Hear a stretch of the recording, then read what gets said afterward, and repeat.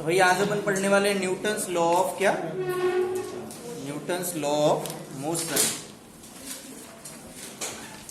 Newton's law of क्या बेटा, motion. हाँ, ब्रैकेट में क्या लिखना है बेटा, विदाउट फ्रिक्शन। फ्रिक्शन को अभी के लिए ऐसा नहीं होता कि फ्रिक्शन लगता नहीं है, फ्रिक्शन लगता है, बट अपन ट्राई करेंगे कि यहाँ जितने भी सरफेस हम लोग यूज कर रहे हैं वो सब स्मूथ सरफेस है। वहां पे जो फ्रिक्शन रहेगा, that friction we are considering as zero. कितना रहेगा भाई फ्रिक्शन, जीरो रहेगा। तो उसमें भाई न्यूटन के तीन लॉज तो पता ही है तुम लोगों को। हाँ, न्यूटन का पहला लॉ, बोलो नहीं वो मत बताओ भाई, इक्वेशन नहीं चाहिए। ओके, ये हो गया भाई। कोई भी बॉडी रेस्ट में तो रेस्ट में रहती है, मोशन में तो मोशन में रहती है। कब तक, जब तक उसके ऊपर कोई एक्सटर्नल अनबैलेंस्ड फोर्स नहीं लगता तब तक। तो लिखो इसमें न्यूटन्स फर्स्ट लॉ, तीनों लॉज लिखा के दे देता हूं। Newton's first law of motion, Newton's first law of motion. ये बेटा heading, Newton's first law of motion. हाँ बोलिए, मार्कर चाहिए? एक ब्लू लेके जाओ सर। एक बोला, एक अरे दिए ना, मैं खरीदते जा रहे। चार थे, दो तो गायब कर रहे हैं। भगवान, इतने सारे बोले तो क्या शौक लेके बैठे थे ना। हाँ, क्या बताया बोलो, Newton's first law of motion. देखो बेटा, every object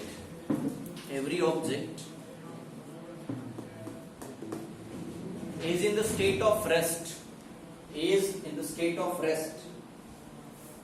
Every object is in the state of rest, or in the state of, or in the state of uniform motion, or in the state of uniform motion, unless and until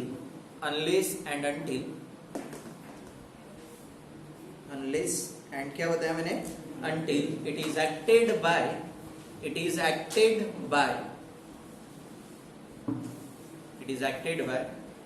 any external, unless and until it is acted by any external unbalanced force,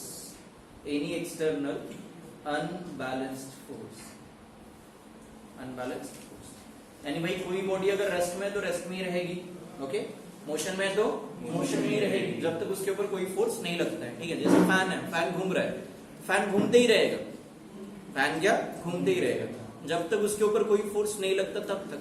फिर अपन जब button बंद करते fan अपने आप रुक क्यों जाता है?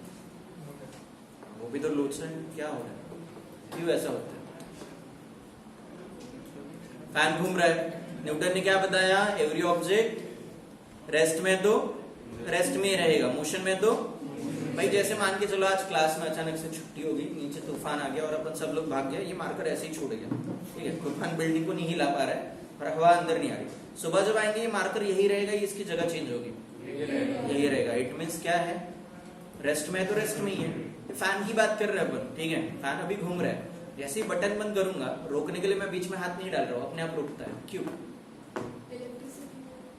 ओ माता, इलेक्ट्रिसिटी बंद हो रही। तो मैंने क्या बोला, न्यूटन्स का लॉ क्या बता रहा बेटा, रेस्ट में तो रेस्ट में ही रहेगा, मोशन में तो फैन घूम रहा है यानी क्या है, मोशन में। तो ये भाई क्या रहना चाहिए, मोशन में ही रहना चाहिए, है ना। बटन बंद रखे या चालू रखे, उससे क्या लेना देना भाई, रुक क्यों रहा है। मेरा सवाल क्या है, रुक क्यों रहा है? एयर का फ्रिक्शन है। अरे है नहीं है क्या? अच्छा, अबे है नहीं है, अपने आजू बाजू हवा है, कहा दिख तो, हाँ महसूस होती है, बोल रहे, ठीक है, हवा होती है भाई, एटमॉस्फेयर है अपने आजू बाजू। सो एयर का एक थिक इन्वेलप है, कौन सा इन्वेलप है, थिक इन्वेलप। सो ये जब रोटेट होते रहेगा, ओके, ये क्या करेगा ना भाई, जो एयर है उसके जो मॉलिक्यूल्स है उसके साथ में कोइंसाइड होगा, तो due to friction force, due to what, friction force. तुरंत रेस्ट में नहीं आता, कुछ देर बाद आता है। वो फ्रिक्शन फोर्स एक्ट करेगा और उसका स्पीड क्या करेगा, रिड्यूस करेगा। क्या करेगा, रिड्यूस। कभी ये भी दिखा होगा ना, अगर कहीं से अपन स्लोप से अगर आ रहे हैं, गाड़ी का इंजन बंद कर दिया, तो ढलान से नीचे आ रहे भाई स्पीड, मैंने बताया था रविनगर का एग्जांपल बताया होगा ना मैंने कॉलेज टाइम में। हम लोग करते थे जब कभी कभी गाड़ी मिलती थी तो गाड़ी के तेल के पैसे बचाने होते थे, तो रविनगर के पहले जो अपना फुटाड़ा होता है, फुटाड़ा का जो पता है ना स्क्वायर है ऊपर में टॉप पे, वहां पे गाड़ी का इंजन बंद किए सीधा गाड़ी सीधा रविनगर पहुंच जाती थी, ठीक है। बट रविनगर आने के बाद में अपने आप रुक जाती थी, क्यों ऐसा? अब तो रोका नहीं, मैंने ब्रेक भी नहीं दबाया, अपने आप रुक गई गाड़ी। अब क्या होगा? हाँ, frictional force between road and tyre oppose act हुआ। तो यहाँ पे भी अपोजिंग फोर्स है। अपन ने फ्रिक्शन फोर्स के बारे में यही पढ़ा है कि फ्रिक्शन फोर्स का काम क्या होता है भाई, वो मोशन को अपोज करता है। वो मोशन को क्या करता है? अपोज। ऑब्जेक्ट अगर नीचे जा रहा तो वो लगता ऊपर, ऑब्जेक्ट लेफ्ट में जा रहा तो वो लगता राइट में, ऑब्जेक्ट ऊपर जाएगा तो वो लगेगा नीचे। फ्रिक्शन का काम क्या है? मोशन को क्या करना? अपोज करना भाई, क्या करना? अपोज। क्लियर हो गया? तो भाई एवरी बॉडी क्या, अगर रेस्ट में तो रेस्ट में ही रहेगा, मोशन में तो मोशन में रहेगा। कब तक? जब तक उसके ऊपर कोई एक्सटर्नल फोर्स नहीं लगता तब तक। ये फैन क्यों रुक रहा है? Friction force. गाड़ी क्यों रुक रही है? Friction force. और कुछ रुकता है क्या? नहीं रुकता है। अरे भाई ठीक है, देख लेंगे। ओके चलो next, Newton second law of motion. Newton second law of motion नहीं, momentum.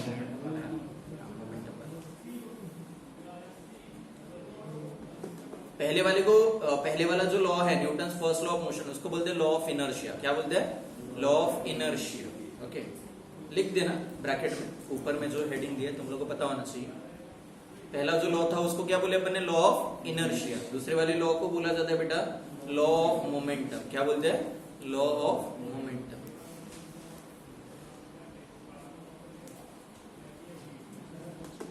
Newton second law of motion heading दिया, उसमें लिखो, ठीक है। The applied external force, the applied external force, the applied external force, देखा, is directly proportional to, is directly proportional to, directly proportional to the rate of change of momentum, the rate of change of momentum of the body, the rate of change of momentum of the body। जो applied external force होता है वो क्या होता है भाई? Rate of change of momentum होता है। किसका? बॉडी का। किसका? बॉडी का। अब देखो अपन ने मान के चलो भाई कोई एक ऑब्जेक्ट था, सभी का ध्यान इधर यहाँ होना चाहिए। अब कोई एक ऑब्जेक्ट था, ये ऑब्जेक्ट हो गया, इस ऑब्जेक्ट के ऊपर मैंने लगाया फोर्स। क्या लगाया? फोर्स। फोर्स लगाया, अगर भाई रेस्ट में मैं फोर्स लगा रहा हूँ मोशन में जाएगा, मोशन में मैं फोर्स लगा रहा हूँ रेस्ट में जाएगा। स्पीड बढ़ भी तो सकता है अगर मैं धक्का मार दूं। एक बंदा आ रहा है दौड़ के, ओके दौड़ के आ रहा है, और मैंने अगर आगे अपोजिट डायरेक्शन में फोर्स लगाया तो स्पीड क्या होगा? कम होगा। लेकिन वो उधर दौड़ रहा है, मैं भी पीछे दौड़ रहा हूँ, मैंने धक्का दे दिया, क्या होगा? हाँ, स्पीड बढ़ेगा। ऑफकोर्स गाड़ी जिस डायरेक्शन में जा रही है उसी डायरेक्शन में धक्का मारेंगे तो क्या स्पीड बढ़ने वाला है। स्पीड क्या बढ़ने वाला है, यानी डायरेक्शन मैटर्स कर रहा है, डायरेक्शन के ऊपर डिपेंड कर रहा है। जो डायरेक्शन में अपन धक्का देंगे वो उसके हिसाब से रहेगा। साइकिल है, आगे चला रहा है, मैंने साइकिल को उसी डायरेक्शन में धक्का दे दिया, धड़ाम से घुस जाएगा कहीं होता है ना। तो फोर्स के ऊपर डिपेंड करेगा। किसके ऊपर डिपेंड करेगा? फोर्स के ऊपर। तो यहाँ पर बोलते हैं rate of change of momentum की बात कर रहे हैं। मान के चलो एक ऑब्जेक्ट है जिसका मास m है, जिसका मास कितना है? m। इसका इनिशियल वेलोसिटी u है, फाइनल वेलोसिटी कितना? v। अब अगर मोमेंटम की अगर बात कर दे तो इनिशियल मोमेंटम भाई मैं बोल रहा हूँ यहाँ पे p1। क्या बोल रहा हूँ? p1। And when it comes to initial momentum p1 तो यहाँ आ जाएगा m और इधर क्या? u। दूसरा फाइनल मोमेंटम की बात करेंगे p2। ओके, मास चेंज होगा क्या? साइकिल है, ठीक है, पहले स्पीड कम थी, धक्का मारने के बाद में साइकिल के वजन में कोई फर्क आएगा? नहीं, मास तो चेंज ही रहेगा। जैसे तुम लोग बैठे हो तो 50 किलो, दौड़ते दौड़ते 100 किलो, ऐसा होता है? नहीं भाई, सेम। तो P2 की बात करेंगे, इधर भी आ जाएगा m और इधर क्या आएगा? v। तो that's your initial momentum and that's your कौन सा? Final momentum. Now external force की बात कर देते हैं। F की अगर बात करेंगे तो अपन ने बताया क्या? Rate of change of momentum. क्या बोला अपन ने? Rate of change of momentum. Simply हम लोग बोल सकते हैं dp/dt। समटाइम्स डायरेक्टली प्रोपोर्शन भी ले लेते हैं। क्या ले लेते हैं? Directly proportion. ये अगर अपन ने मेंशन नहीं किया तो भी चलता है, यहां से ले एक मिनट, ये इतना पोर्शन। तो अगर हम लोग लॉ की बात करें तो f is directly proportional to क्या आएगा? dp/dt। And that's why f की अगर बात करते हैं इज इक्वल टू आ जाएगा k into dp by what? dt। In SI unit की बात करते हैं तो इन SI यूनिट ये जो k होता है, k हैज अ वैल्यू 1 और k का वैल्यू 1 अगर होता है तो ये आ जाएगा dp बाय व्हाट? dt। या इसी को f की अगर बात करते तो I can say p2 - p1 और अपॉन क्या? t। आ जाएगा, ये आ गया। आगे कंटिन्यू कर देते हैं, F as it is, okay, p2 की जगह mass into v final velocity minus mass into initial velocity और अपॉन क्या आएगा t। ध्यान से देखो, F as it is, mass क्या है दोनों में कॉमन, v माइनस u और अपॉन क्या आएगा t।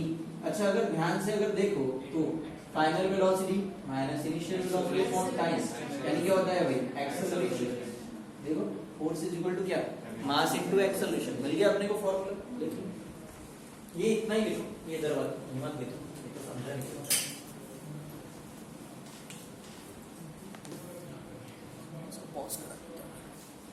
Newton's third law of motion heading दो। तुम लोगों को ही पता है, बोलो क्या होता है Newton's third law of motion. Every action there is a equal and opposite reaction. लिख दो बेटा, for every action there is a equal and opposite reaction. पहले बस इतना ही याद रखो, बाद में फिर जब यूज आएगा बताऊंगा। ऐसा एग्जांपल तो तुम लोगों को पता ही है, दीवार पे तुम लोगों ने बॉल फेंका, बॉल वापस आता है। अरे आता ना, आता नहीं आता। तुम लोग दीवार से टकराए, क्या होगा, दीवार सरकेगी, तुम लोग सरकोगे। अच्छा, अपन हल्की सी दीवार बना देंगे, क्या होगा, क्या होगा अगर दीवार एकदम हल्की से रख दी। ये जो बोर्ड है, ये बोर्ड के ऊपर मैंने ऐसा हाथ रख दिया और पूरा वेट इसके ऊपर डाल दिया, क्या होगा, मैं दीवार के अंदर नहीं घुसने वाला, ठीक है। तो दीवार मेरे को बैलेंस कर रहा है, तो दीवार फोर्स लगाएगा ना अपोजिट, और जो फोर्स दीवार लगाएगा उसको अपन क्या बोलते हैं भाई, पढ़ा के हो गया है। सर्कुलर मोशन में कौन सा फोर्स लगा रही थी बॉल, नॉर्मल लगा रही थी भाई। क्या लगा रही थी, नॉर्मल। फ्लोर मेरे पे कौन सा फोर्स लगा रहा है, नॉर्मल। तुम लोग का हाथ टेबल पे है, वो टेबल तुम्हारे हाथ पे कौन सा फोर्स लगा रहा है, क्योंकि तुम्हारे हाथ का वेट कौन सी डायरेक्शन, डाउनवर्ड। टेबल क्या कर रहा है उसको बैलेंस, टेबल के नीचे घुस रहा क्या, पता चला रख दिए सीधा घुस गया, नहीं हो रहा भाई, हो रहा क्या नहीं। तो ये तुम्हारा कौन सा लॉ है भाई, न्यूटन्स का third law, that every action there is a equal and opposite reaction. जितनी हेवी चीज फ्लोर पे रखोगे, फ्लोर को उतना ज्यादा फोर्स क्या लगाना पड़ेगा, क्या करना पड़ेगा, लगाना पड़ेगा।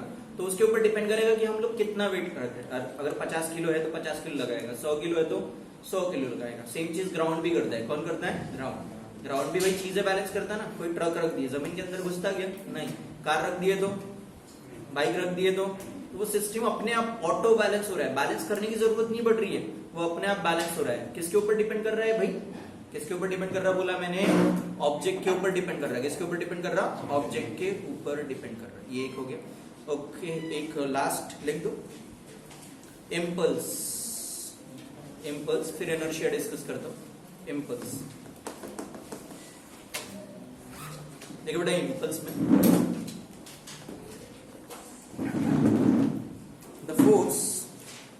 the force acting on the body, the force acting on the body, acting on the body for a very short interval of time, for a very short interval of time, for a very short interval of time, for a very short interval of time is called impulse, is called impulse. कोई example,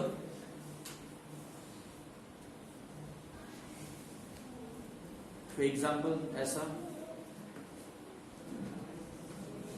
बहुत कम time के लिए लग रहा है वो force, उस force को इंपल्स बोलते हैं। कील ठोकते हुए देखिए कभी किसी को, ठीक है। हथौड़ी जो होती है भाई ऐसे रखे अपन ने कील, और यहाँ पे अपन ने हथौड़ी रखे और मारे, ठीक है। मारने के बाद में चिपका के रखता है, अच्छा चिपका के रख भी दिया तो फोर्स अंदर उसको पुश कर रहा होता है क्या, नहीं। तो फोर्स कब लगा, जब मैंने मारा एक बार, ओके। दूसरी बार फिर से मारूंगा तभी फोर्स लगेगा।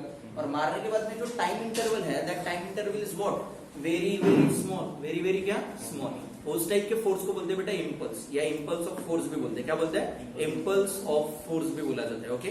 The force which acts on the body for a very, क्या बताया मैंने, short interval of time, is called, क्या बताया अपन ने, इम्पल्स बताया। तुम लोगों को देखा होगा ना बहुत बार, इवन क्रिकेट बैट और बॉल की बात करते हैं, ठीक है। तो बॉल जब बैट से टकराता है चिपक के रहता है क्या, यानी वो पूरा घुमाते घुमाते ग्राउंड में घुमाया तब तक रहेगा क्या, नहीं। वो बस टच होगा और रिफ्लेक्ट आएगा। तो यहाँ जो बैक फोर्स लगा रहा है वो बस बहुत कम टाइम के लिए लगा रहा है, बहुत कम टाइम के लिए लगा रहा है। और बहुत कम टाइम के लिए अगर लगा रहा है तो उस टाइप के फोर्स को अपन बोलेंगे इम्पल्स। क्या बोलेंगे? इम्पल्स। ठीक है, कोई भी सिंपल सा एग्जांपल जहां पे अपन ने ऐसा मारे और उठाए, वो क्या आ जाएगा? इम्पल्स में आ जाएगा। तुम लोग को छड़ी पड़ती है, वो भी एक इम्पल्स का ही टाइप है। मारा तभी लगा, हाथ पे रखने के बाद में लगते रहते क्या फोर्स? नहीं। अरे होता है क्या? नहीं। तो इस काइंड के फोर्स को अपन क्या बोलेंगे भाई? इम्पल्स बोलेंगे। क्या बोलेंगे? Impulse. It is denoted by letter J. J से डिनोट करते हैं। किससे डिनोट करते हैं? जे से। और इसके लिए थोड़ा फॉर्मूला लिखा देते हैं। ये जे की अगर बात करते हैं तो क्या बोल दिया मैंने? जे। जे में भाई इधर ये जे, और ये जो होता है ये होता है भाई एफ, और इधर डी टी। यहाँ पे चाहो तो डी जे बोल सकता हूँ। क्या बोल सकता हूँ? D J. Okay, D J बोल दिया मैंने। अबे डी जे वो नहीं। ओके, सो ये D J is equal to क्या लिखा मैंने? F D T. अगर मेरे को जे अगर निकालना है तो जे इज इक्वल टू देखो इंटीग्रेशन, और इधर क्या आएगा? एफ डी टी आएगा। क्या आएगा? F D T. आगे कंटिन्यू करते हैं। जे एज इट इज, यहाँ पे देखो इंटीग्रेशन, एफ की जगह I can put DP by DT. अभी बताया था मैं, बताया ना। और इधर क्या आएगा? डीटी। नाउ डीटी से डीटी कैंसिल, दैट्स व्हाई जे की बात करेंगे तो integration of what? DP. That's simply you can say क्या आ जाएगा? P. But very short interval. क्या आएगा? बहुत ज्यादा शॉर्ट इंटरवल के लिए आएगा। सो अगर हम लोग जे की अगर बात करते हैं, यूनिट क्या रहना चाहिए इसका? फोर्स का यूनिट क्या होता है? न्यूटन। और टाइम की बात करते हैं second. So force into time है तो क्या आ जाएगा? Newton second. या दूसरा फोर्स मोमेंटम दिख रहा है तो मास इनटू वेलोसिटी। मास का यूनिट क्या? केजी। वेलोसिटी का मीटर पर सेकंड। इसका यूनिट क्या आएगा? एसआई यूनिट बोल देता हूं। एसआई यूनिट अगर बोल दिया, एसआई यूनिट ऑफ क्या? जी। impulse, okay, is same as that of the momentum. As what? That of the momentum. जो यूनिट भाई मोमेंटम का रहेगा वही यूनिट किसका रहेगा भाई? जे का रहेगा। जे यानी इम्पल्स का रहेगा। जे यानी क्या रहेगा? इम्पल्स। और जे की अगर हम लोग बात करते हैं, दैट इज एसआई यूनिट क्या है? मोमेंटम और इम्पल्स का। तो SI unit, okay, of impulse. Of क्या बताया मैंने? इम्पल्स। इम्पल्स का मतलब क्या होता है तुम लोग को पता है? पल्स। पल्स क्या? क्या? हाथ की पल्स और इम्पल्स। पल्स कभी नहीं पढ़ा गया। अरे भाई छोड़, ठीक है। हाँ, ऐसा यूनिट ऑफ क्या बताया मैंने? इम्पल्स अगर बोल दिया तो ये क्या आएगा? मैंने बताया एक पहला यूनिट कौन सा? न्यूटन सेकंड, और दूसरा यूनिट क्या बोल सकते हैं भाई? केजी मीटर पर सेकंड। दोनों में से कोई भी एक यूनिट क्या कर सकते हैं? यूज कर सकते हो। What about dimension? And it's dimension बोल दो। And it's what? डायमेंशन। अब भाई यूनिट सेम तो डायमेंशन भी क्या आएगा? सेम। अरे क्या आएगा? सेम। सो मोमेंटम का dimension mass into what? Velocity. Mass का डायमेंशन कितना? m1 और t कितना? 0। ये वेलोसिटी का डायमेंशन l1 और t माइनस हो गया भाई। समझ में आया ये इतना? अरे समझा नहीं समझा? हाँ, लिख लो।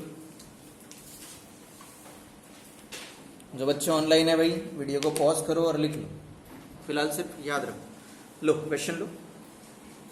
An iron ball of mass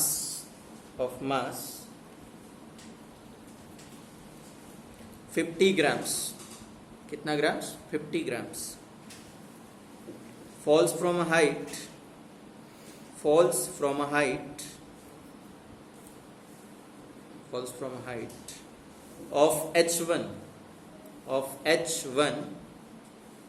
of h1 is equal to 5 meter. is equal to कितना मीटर बेटा? 5 मीटर लिखा। and rises up to मास मैंने बताया क्या तुम लोगों? 50 ग्राम्स ना? हाँ। हेलो कौन? ओके, कहाँ तक बताया बेटा? बोलो कहाँ तक बताया अपन ने? एक minute. Rises up to h2 बताया ना? h2 इज इक्वल टू कितना? 3.2 मीटर। 3.2 मीटर हो गया। आगे लिखो बेटा। After colliding with the horizontal surface, up to h2 बताया ना? h2 इज इक्वल टू लिखो 3.2 metre. 3.2 metre. After colliding with the horizontal surface,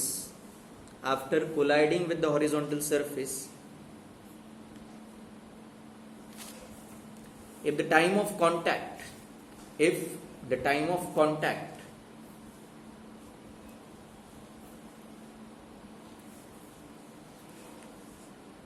of the glass half, क्या है?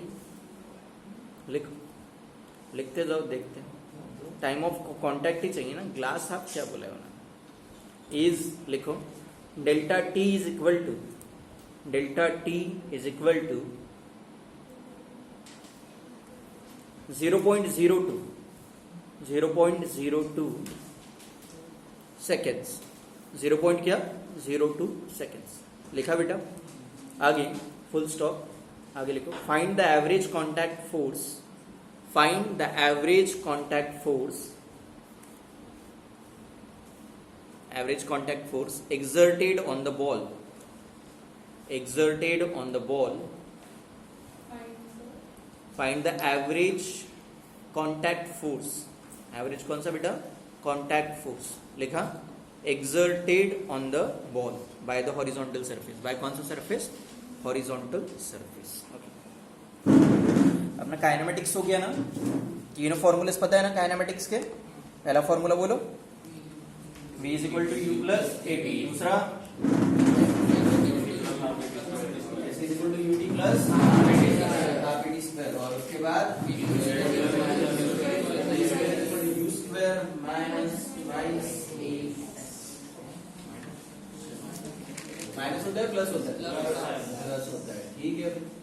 चलो, प्लस तो प्लस, माइनस तो माइनस। तो भाई मेरे को फोर्स अगर निकालना है, कांटेक्ट फोर्स, यानी सरफेस से कांटेक्ट होने के बाद सरफेस में उसके ऊपर जो फोर्स लगा है, I have to determine that force. देख लो भाई, पहले इधर में अपन ने रखे थे बॉल, क्या रखे थे? बॉल।